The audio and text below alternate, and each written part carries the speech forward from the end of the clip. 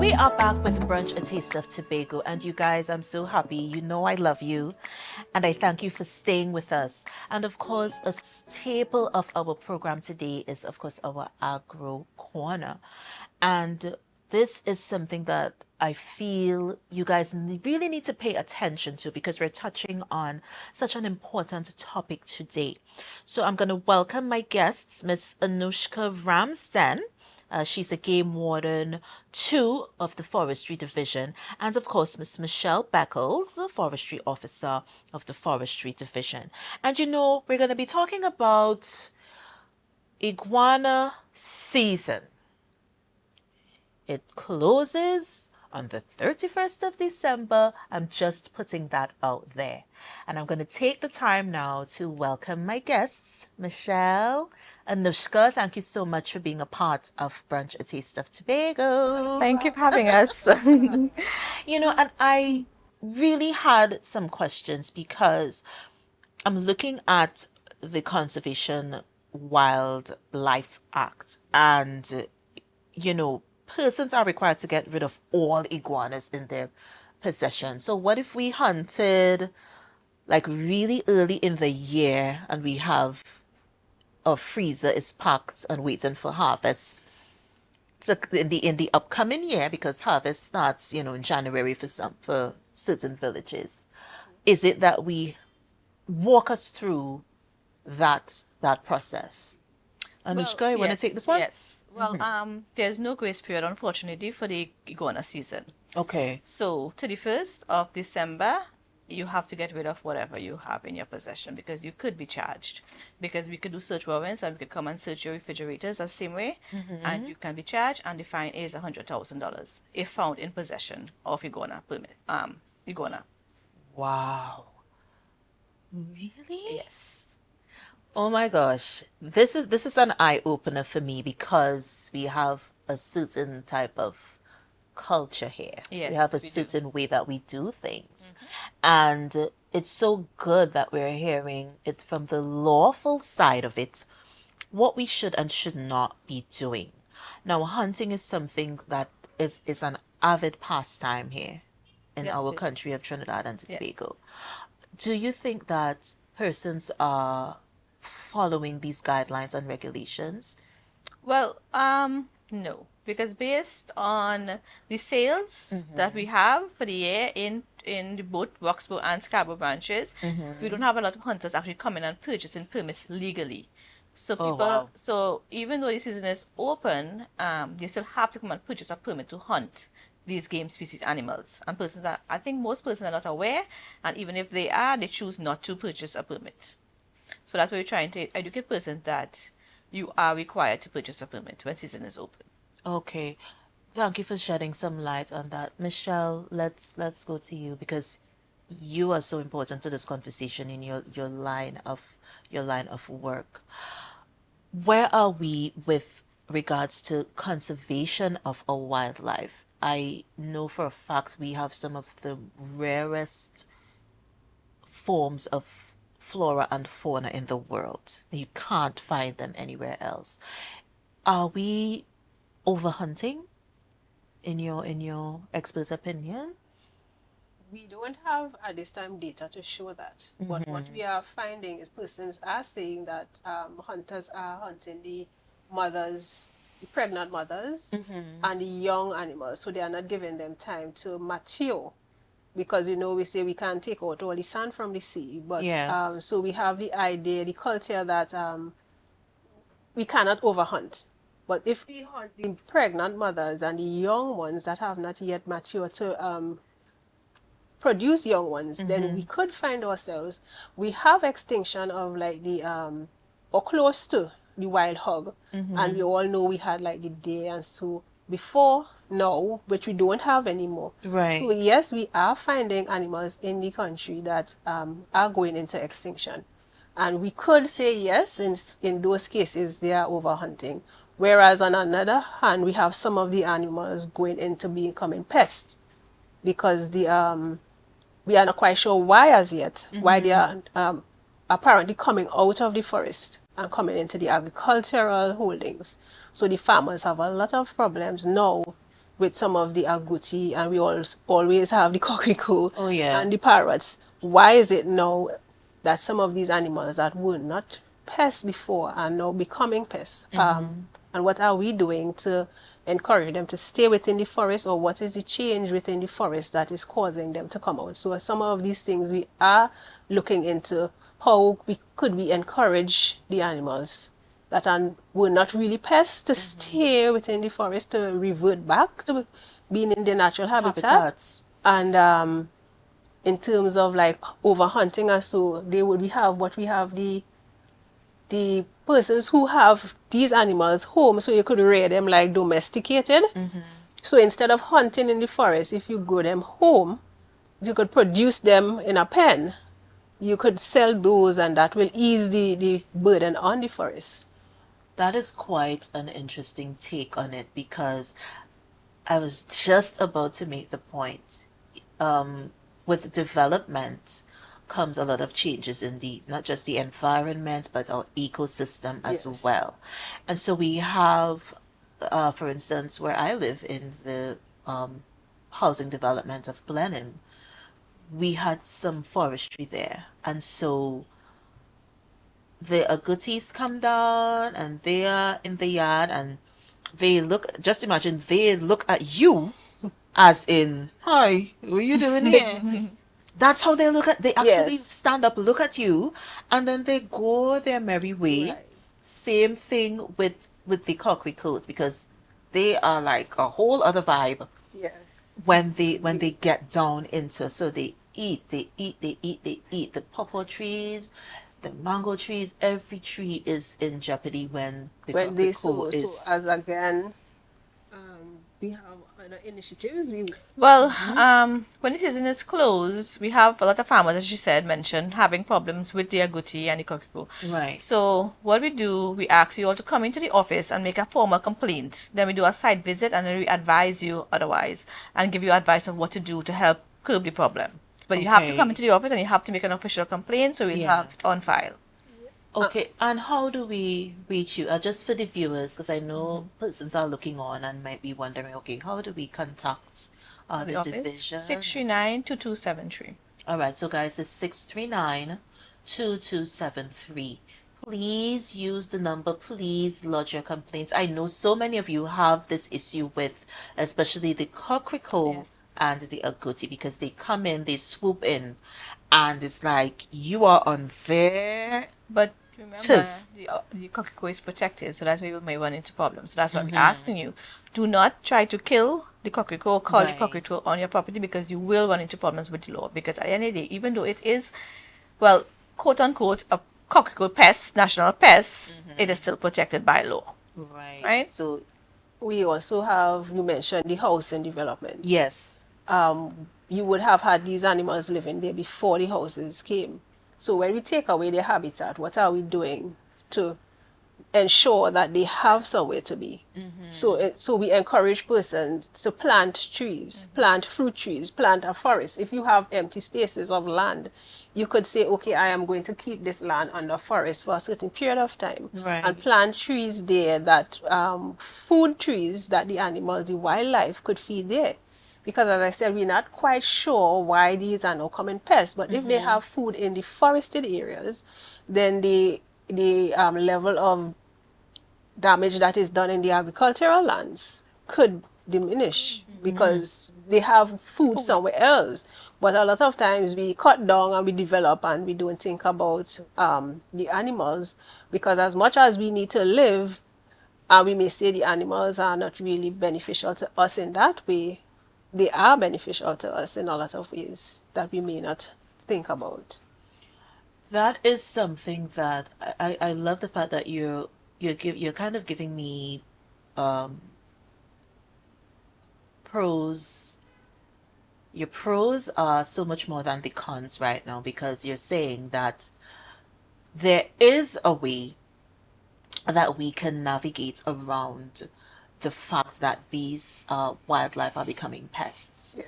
And so giving that option of planting fruit trees, having that form of nourishment, if I could use that word, because like you said, and this is the best part of what you said, they inhabited that area Yes. before, We, and I'm talking centuries, decades, before any type of development began there. And so it's still their habitat. So okay, it makes sense why that agouti looks at me. Because I kid you not, that agouti saw me coming and stood up. It was a mom, it was a female. Yes. Stood up, watched me, and then You're she, invading her space. yes, she went a merry way, went down to, I think it was the mango trees or something she went down to. And this is something that I'm so glad you guys are here, because the discussion is so important. Conservation is like a huge chunk of the pie, because we have so many wildlife species that are very rare to the rest of the world. That alone should spark some kind of assertiveness yes. in keeping our wildlife safe. Yes. Also, we have the fact that because we are a small island and we have such a density of species, the tourists choose here because they could get up in the morning and see quite a vast number of birds Right. and the wildlife, as opposed to being in a bigger island, a bigger nation, where they will have to travel for hours to get to see these same animals. So, Yeah. so having the forest and having the wildlife is encouraging tourists to the island, because there are those persons who come in for the nature and for the fact that they could just drive up the road and see all these amount of birds, see the iguana, see the agouti. They come for that. So we have to balance what do we want and how do we keep what the tourists want that There you brings go. the dollars to the island. So how do we say conserve while we using? So we have the seasons that persons are disregarding because you can't kill all. Right. So we kill without thinking about the consequences. But then we have persons who come into the island to bring revenue to the island, who wants to see the same things that we are killing. How do we find a Yeah, balance? the balance. The balance is, it's tricky.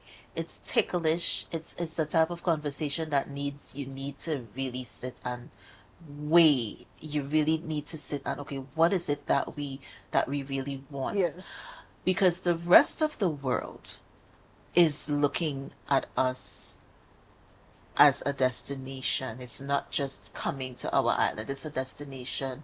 And so many of our visitors are very, very impressed with what we have to offer Yes. in our wildlife, in our, just the setting, just the mood, just the ambience.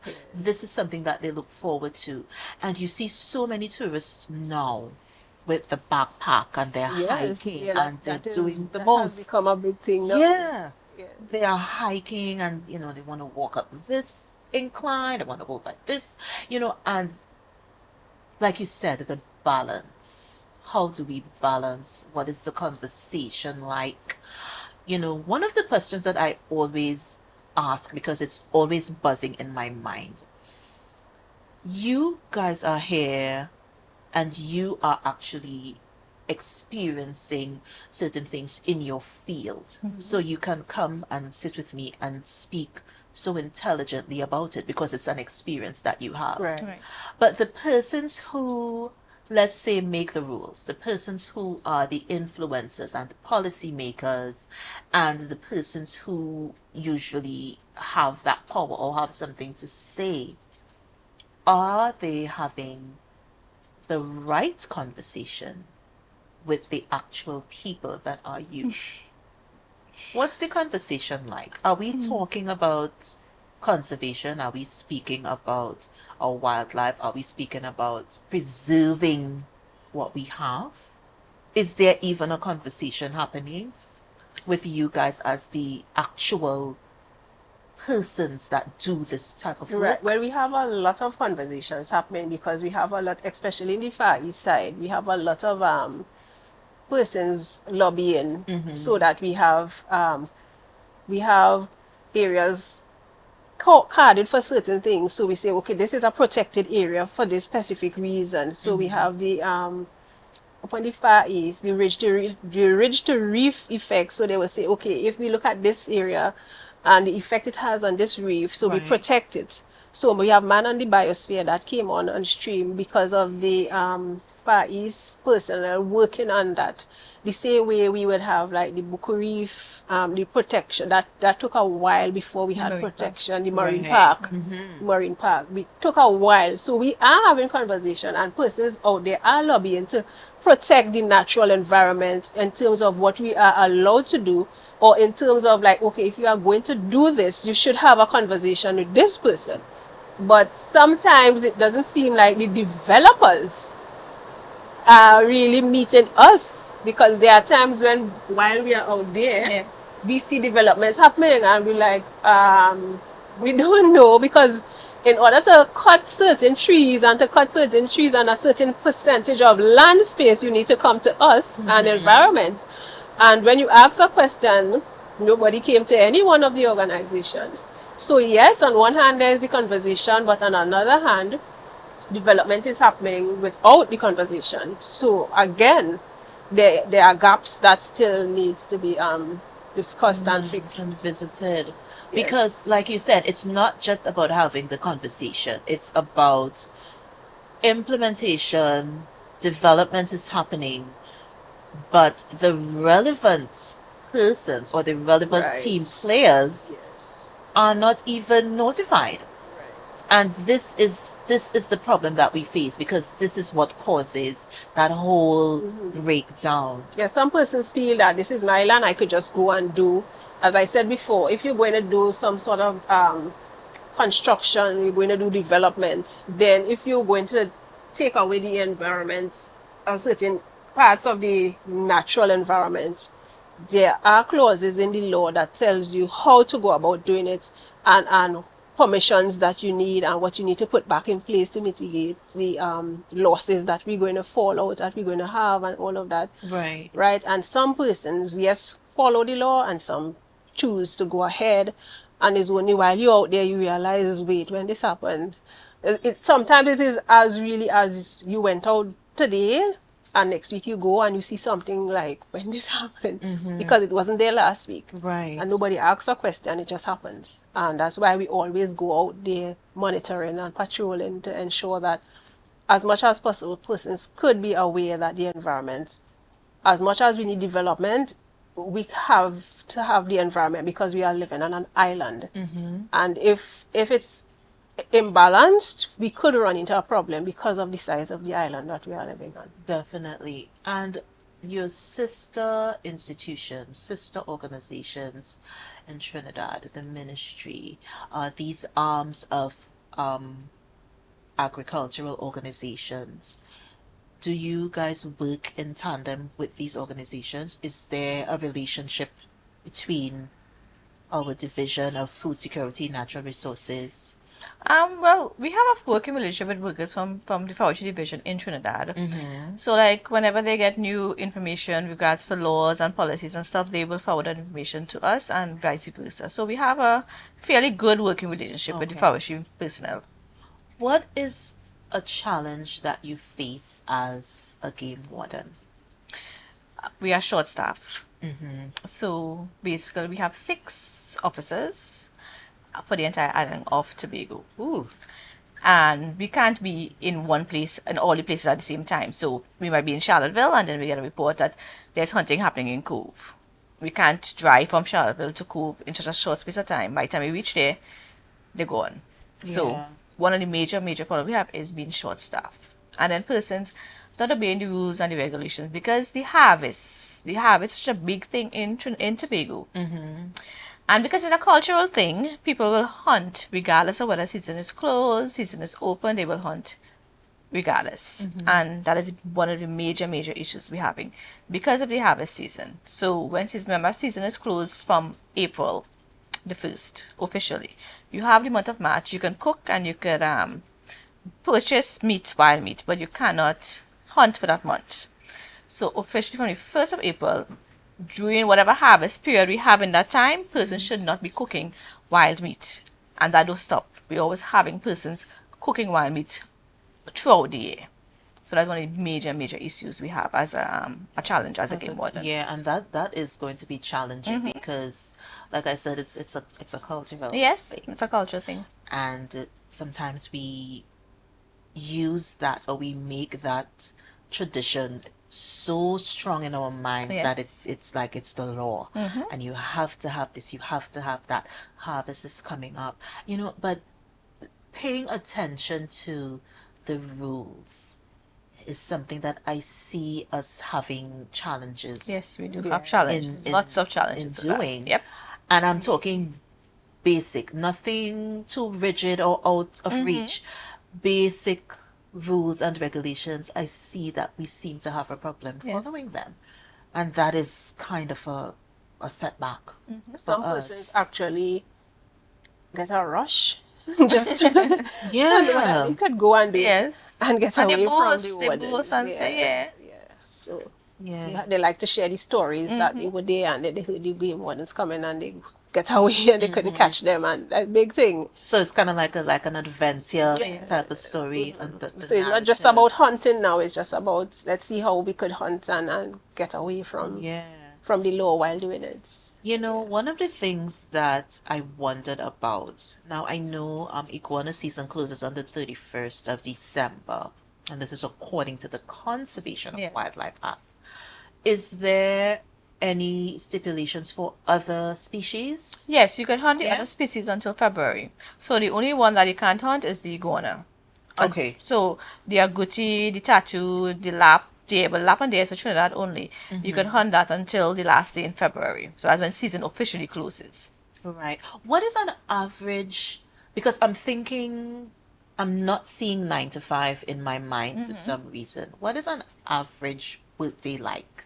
Anushka, this is for you, especially No, we as a game we warden. do structured hours. So some days we might do early morning, some days we may do late evening. So it depends. It depends on what the problem is. We just structure our schedule to suit, especially when season opens for turtle as well. When turtle is nesting, we go out and do patrols in the night because that's another problem we're having as well. We'll have a lot of poachers Right. poaching the turtles when they come to nest. The leatherback turtle, especially the hawksbill, the green, when they come to nest on the island, they poach the turtles. They kill them for their meat. So Right. our hours are all over the place, basically. We And are I not an know- 8 to 4 job. Yeah, and it's I this is something that really gets me, because to me I feel like not just with wildlife and forestry, but I'm speaking on agriculture as a whole entity. I feel like the discussion needs to move just a bit more rapidly with regards to the conversation, as Michelle said, the implementation that happens and you guys don't know anything about it some of the times. And then you have that balance that just does not seem to exist sometimes. And I'm wondering if there is still that stigma when it comes to agriculture. There used to be a stigma when you're talking about agriculture in days of old. There was a stigma attached to it. And your secretary was here, and she was saying that changing the face of agriculture is so important because the discussion needs to change, the narrative needs to change, implementation needs to be a bit more rapid, developing your agricultural sector needs to happen. Right. And for that, like Michelle said, you need the balance. And in most cases, we don't have the balance. Moving Because forward, we still when you as a youth, as a child, what do you want to be?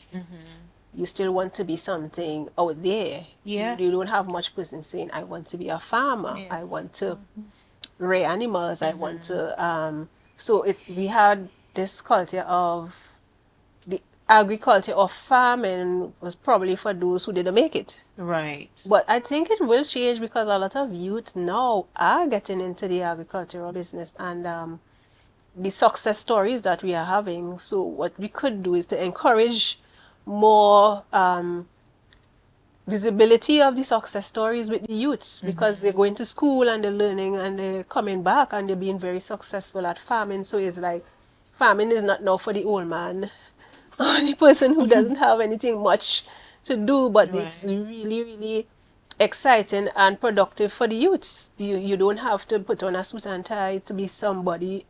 You could plant the land and sell and be just as productive and Successful. successful. Yes, Yeah. as And there's so everybody many else. avenues to agriculture now. Marketing is such a big part. You see so many products, so many goods and services that, the practice of agriculture is producing. So it's not even just being a farmer, planting the land. You have so many forms Yes, of yes, agricultural, expression, and you have so many things are going on today. It's just like a whole other vibe to me when it comes to agriculture. One of your representatives was here. She was saying, the aim is to make agriculture sexy. Well, I laugh that because the word sexy just spoke to so many things, and it's making agriculture attractive. yes. It A young has to be person attractive. in school could say, "I want to be that," Yes. because simple the mango. I heard that persons go to Trinidad and bring mango to Tobago. Why are we doing that? Yeah. When we have so mango all over the Full of place. nation, rotten, you're feeding them to the pigs and Yeah. they're sweeping Falling them by the down the road. canal. Why are we not making more effort to utilize those products? Natural, you don't have to spend anything for it in most cases. And so agro processing and stuff, we have a lot of availability on the market. Why are we bringing mango from Trinidad? Exactly. A person could simply say, okay, I'll take a pickup, I'll this, and I'll go around and I get mango and store them and freeze them and have them to sell back to the persons and not have to bring from Trinidad. On the other hand, persons have the market that they do carry them to Trinidad. So it's a back and forth. So the Yeah. market exists, but it's to tap into it and to the willingness to say, I want to do that product. So as you said, if they still make it sexy, that's Yeah, probably, make it more attractive because I always tell the story. We're gonna wrap in a few where we had career day at my son's school. And there was one little boy I would never forget for as long as I live that came as a farmer. He had right. his boots, he had his farmer's hat, he had a basket with his produce. And I just could not take my eyes off of this little boy because he was such a difference to the whole Yes. dynamic of the Yes. class Yes.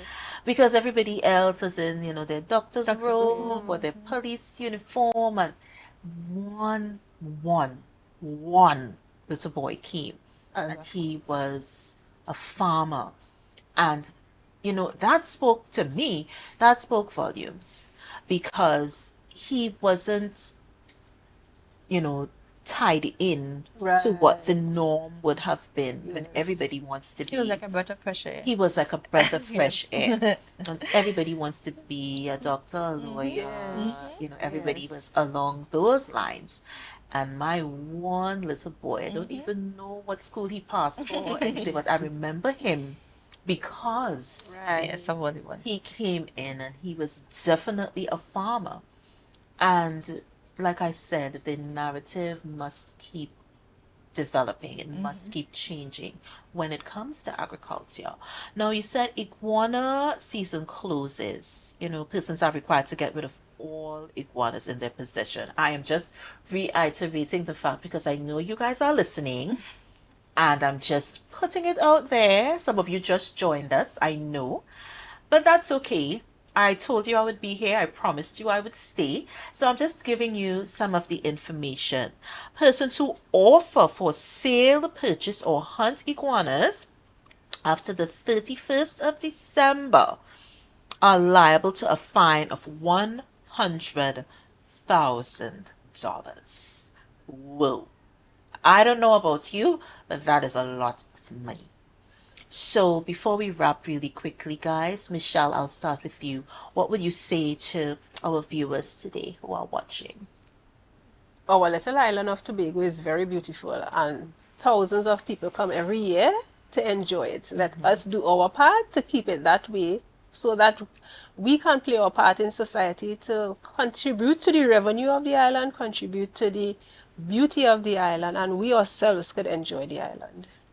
You said it so well. I don't even have anything else to say after that, and I usually do, but today I don't. Anushka, what would you like to say to our viewers? Let's conserve with tomorrow in mind, basically.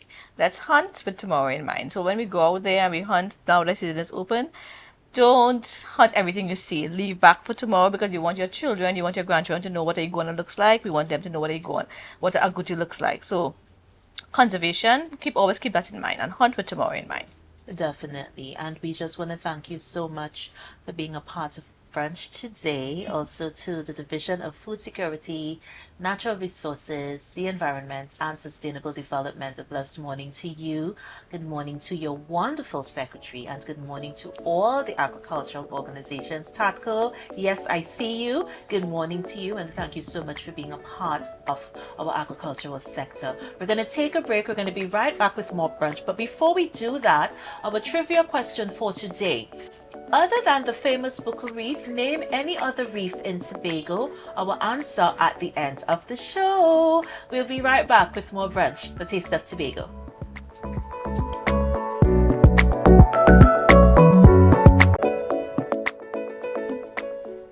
And we are back with Brunch, a Taste of Tobago, and I'm so happy that I get the chance to speak with beautiful, intelligent women of agriculture.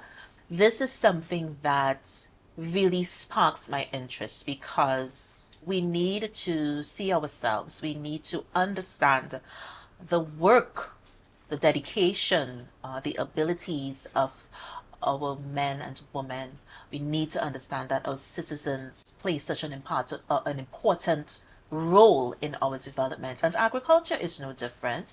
And one of the things that I really wanted to touch on, the departments, what they're doing, what is a buzz, what's new, what's exciting. These are the things that I know you guys want to hear about from our guests as they sit with me. And so I re-welcome to our set Anushka, Michelle, welcome back. And we were having such a wonderful discussion. And my next question is, what's happening? What's new? What's next for your division, for your department? Right. Yeah? Right. Yes. So you just want to touch on a couple of things that are going to be going on. Well, we are looking forward to upcoming events. We have commemorative days that happen straight off. Friday we have one. Right. Well, Christmas bird count. Christmas bird count we have on Friday. Yes, we have. That is her baby. Yes, it's a census we do with throughout the island where we go and we go in teams and we go and count all the birds we find on the island. Then we record the information on the Audubon site, so it's made available to persons. Anyone can go on the site, plug in the year, and they will see whatever bird we have that was found in Tobago on that day. Right. Yes. So you can check trends and see, last year we had more magnificent frigate than this year. We finding more banana quit this year than 2 years ago. So just a basic, let's just check, to see, we have an idea of what birds are found on the island. If we have rare species, if we have endemic species. It's very interesting census we do. And it's running for like 124 years.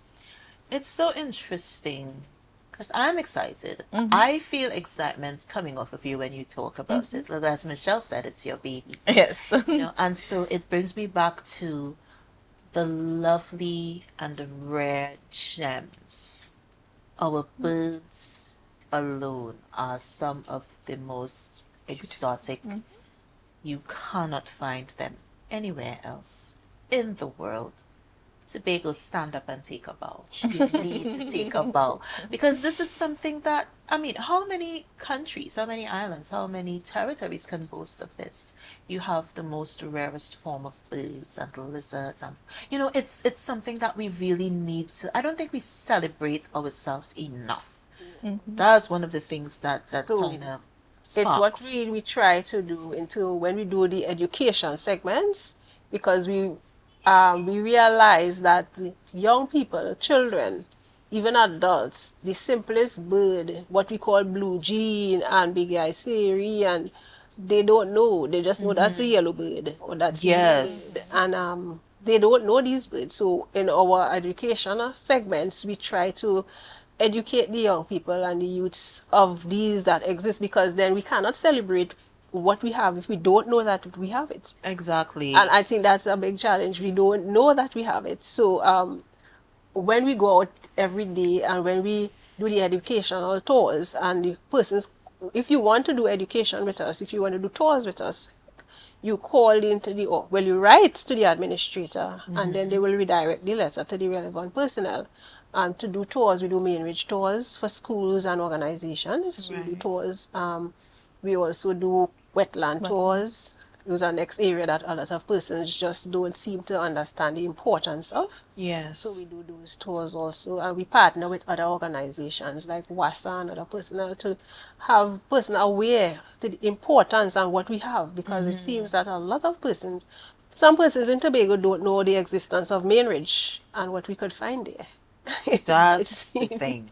So our job takes us out there to do research work, because sometimes we want to know, does this animal still exist, and in terms of how many are they going extinct, when last did you see one? So we do a lot of research work. You talk about the exotics and what we have that other persons don't have. The white-tailed saber wing Endemic. is endemic to here and one place alone in Venezuela. And so we do research on that census to find out where are they, how are they, is the population becoming healthy, is it stronger? So we do research work with the birds to find out what is happening out there and what is the population looking like. Some of these things that keep us occupied during the day. Yeah. That we get excited about, that some persons be like a bird. But yes, we do get No, but excited it's about. exciting to say the least, because, like I said before, it's about celebrating what we have. I don't think that we do that enough. Not saying that we don't, but I don't think that we do that enough. It has to be more than, okay, well, this bird is, found in Tobago. This wildlife is found in, it has to be more than Yes. that. It has to be a celebration, because I remember driving along the boardwalk in Scarborough. There was a beautiful picture of a king of the wood, Right. and I pointed it out to my husband as we were driving past. And a couple mornings after, I saw a king of the wood on a tree. Just I'm in the kitchen and I'm seeing this bird. I was like, look, the bird. Yes. It felt so exciting because it was just there, going about its merry business. But the colors, that tail, and Yes. it stood on the branch, And if I had a camera, You would a have. proper camera that could capture this bird, I would have done that. It was so surreal for me, because we're driving past and we see the picture. You have pictures of birds and And you don't stuff. exactly know what it is. And you don't persons will exactly pay you know big what money it to is. actually. Persons will pay you to carry them to see that bird. Yeah. And to tell you the name of that bird. Definitely. And some persons leave where they are to come here just to Just to see see. that bird. Because to find it somewhere else will be hard to reach. And okay, I could go to Tobago and see this bird. So they come here and they pay you to carry them to see that bird. And I know persons are actually having sanctuaries now where you can go and actually do bird watching. I know of persons that, their knowledge of birds and being able to recreate these beautiful photos and Yes, works of art, yes. Has earned them, like, top prizes Yes. and stuff across the Yes. world, across the Yes. globe. Yes, right here in Tobago. Right here. Yes, so it's that persons are more understanding the value of conservation, not just for oneself, but to share with the whole world. So we have visitors from all over that you would never have on an everyday basis, but they're just coming to see your birds. Definitely. Right. So it's persons are slowly catching on that this is something of value that we own and we could boast about. Definitely. So they are catching on it. Anything else new and Well, exciting? interestingly, before we go with the exciting part, we actually in fire season. Rain is falling, but fire season begins the 1st of December and runs until the 30th of June. Right. So in fire season, if you want to light an outdoor fire, you need to have permit. right? They may come back to talk about fire season in a more official More way, detailed. but Yes. you need a permit from the fire services that costs just $10. And one of the wardens will come to you wherever the fire is going to be lit to ensure that it is protected so it wouldn't spread and cause fire. And they give you your permit and you light your fire. So we are in fire season. Persons still practice lighting fires when they're hunting. And the same animals we're talking about is destruction of habitat, and some of them may even get burned. Yes. So we have to be aware that whereas I'm running down one animal, I may be killing or causing habitat loss for 100 others. Yes. And what is more important, are we going to have the meat with this one animal, get how much dollars for this one animal, or allow the island to flourish and for persons to come to our island, which will give it a bigger growth and more international recognition. Definitely. Which is more important? Yeah, and it's about the balance, Sometimes I feel like our priorities are so screwed up. It's not even funny. And these are the things we need to really reach out and highlight the things that make us unique. Because if a visitor comes to your shores, they don't want to experience something that they can see back home. Yes, they're coming for something new. And I always have that question. I think we on the island, we want to experience city life. So we want to build all our buildings and we want everything to look like the city. But persons who come into an island want to experience island living. Yes. Authentic island living. So they want the forest, they want the beach, they want to see birds, they want to hike. Because I see so many people with their backpacks and they're hiking and they're doing the most. And this is what they leave their shows for. Like I said, it's about celebrating, it's about highlighting what we have. And I think we still have some work to do in that regard. I think we still have some work to do. We also have the privilege of partnering with other persons. So where we may not be able to reach in terms of revenue, when we partner with other organizations, we are able to get that, and in terms of development of the island, because right now we have some projects that we're working at, like the pollinators, which is BestNet, which is an international body who is looking at stingless bees and their importance to honey, and in terms of vegetation that will allow these bees to thrive, because we realize that the bee population is dropping for whatever reasons, right?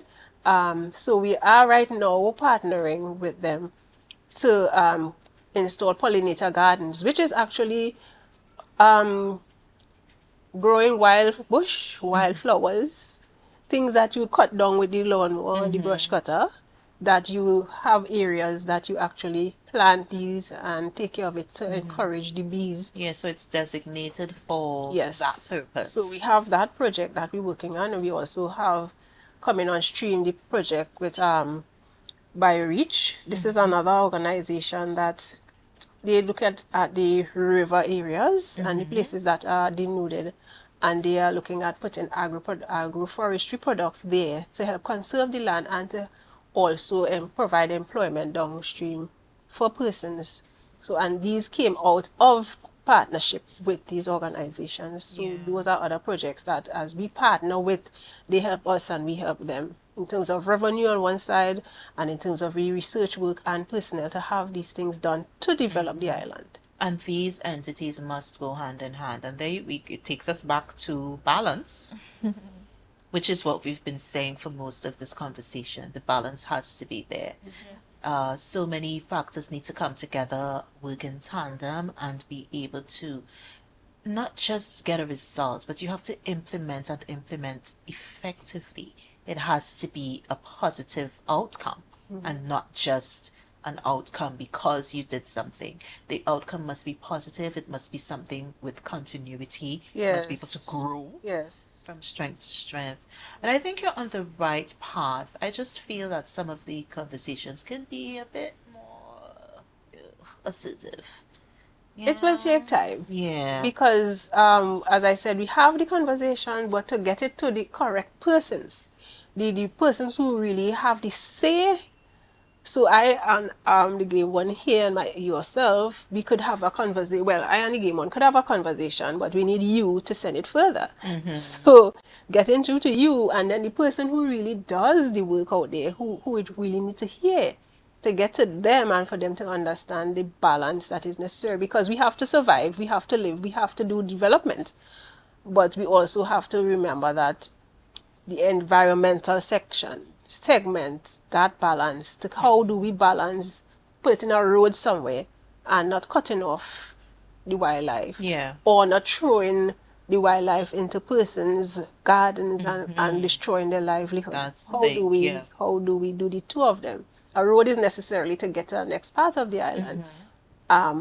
So how do we now go about doing this road without damaging the wildlife? Relocation, ensuring that there is habitat somewhere else that they could thrive there. Yeah. That balance that we need. And you have to always have a plan B, always have alternatives in your planning. Sometimes we don't have a plan B.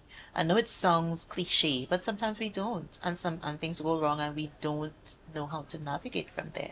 So once again, the balance, the conversation, the implementation, these things have to go hand in hand. So I'm thanking you again. I know I did before, but I just felt like there were so many parts of the conversation that still needed to be heard and told. And so I was so glad that I got the chance to really extend the conversation. So I thank you so much again, Michelle Thank you. and Anushka. Thank you so much, guys. This conversation was so enlightening. I'm hoping that the viewers really got the information that they needed. And remember, guys, Iguana season closes on the 31st of December. Persons are required to get rid of all their iguanas in their possession. Persons who offer for sale, purchase, or hunting after the 31st are liable to a fine of $100,000. So, don't say you weren't informed, because I made sure that you were. So that's it for brunch today. Thank you so much for being a part of this wonderful experience. Thank you for sharing it with me. And stay tuned for other episodes. Stay tuned for more of Brunch, A Taste of Tobago. Before I leave you, our trivia question for today. Let me just revisit it. Other than the famous Buku Reef, name any other reef in Tobago. Our answer, please. The Japanese Gardens. There you go. I learned something today. Did not know the answer, but hey, that's what we do here on Brunch, A Taste of Tobago. So we are going to see you next time for another episode of Brunch. In the meantime, peace, love, and light from our family to yours, and success in whatever you endeavor to do. Have a blessed day. See you next time on Brunch. Bye, guys.